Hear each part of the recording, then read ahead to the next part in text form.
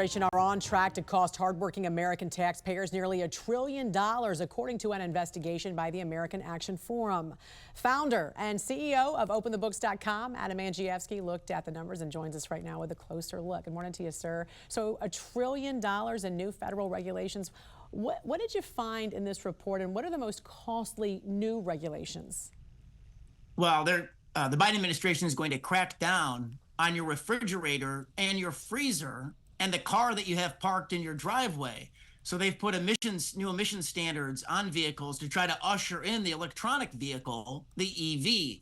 So here's the thing: environmental and energy regulations were the #1 category here in 2023. And that followed, Jan, in 2022, where 6 out of the top 10 most costly regulations were environmental. And so next year, you've got even more coming down the pike. In 2023, there was 236 regulations that took effect, but Biden has already proposed 365 regulations. It's going to be the most expensive year ever on record in 2024 for federal regulation. So let's compare the difference in regulations among the most recent administrations through the Federal Register. Walk us through a recent history, if you could please, between Biden, Trump, and Obama.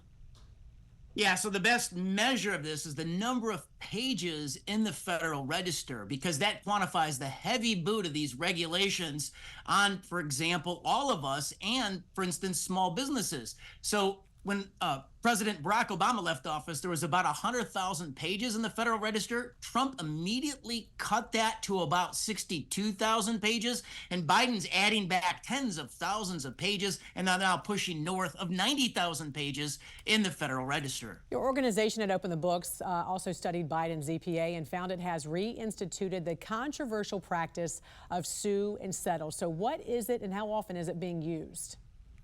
So sue and settle is a secretive process put forth by special interest groups to circumvent Congress, to circumvent public debate and representative democracy, to institute on the back door a regulation. So Jan, here's how it works.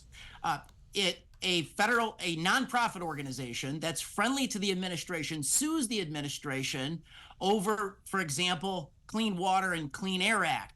And then the Biden administration settles with that organization, institutes a consent decree, which is a new regulation on all of us, and pays their attorney's fees.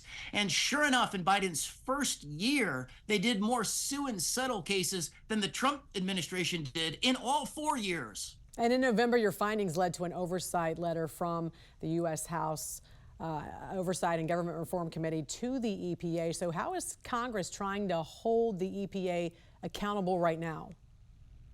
Well, thankfully, the chairman Comer of that oversight committee on government reform, he wants to know if these sue and settle cases from the Biden administration, if they're sweetheart deals, if the deal's been cut even before the lawsuit. On the environmental side, since 2013, we identified by a Freedom of Information Act request that the Sierra Club had benefited more than anybody else.